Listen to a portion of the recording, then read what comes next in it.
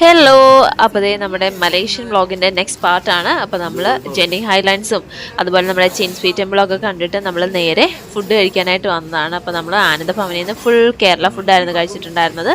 അപ്പോൾ അങ്ങനെ നമ്മൾ ഫുഡൊക്കെ കഴിച്ച് നേരെ നമ്മൾ നമ്മുടെ റൂമിലേക്ക് പോയി കുറച്ച് നേരം റെസ്റ്റൊക്കെ എടുത്തു. അവിടുന്ന് പിന്നെ നമ്മൾ ഒരു നൈറ്റ് ഔട്ടിന് ഇറങ്ങിയതാണ്. അപ്പം ഇതിൽ നമ്മുടെ ടൂർ ഗൈഡ്സ് ഒന്നും വരുന്നില്ല, നമ്മൾ തന്നെത്താനെയാണ് ഇറങ്ങുന്നത്.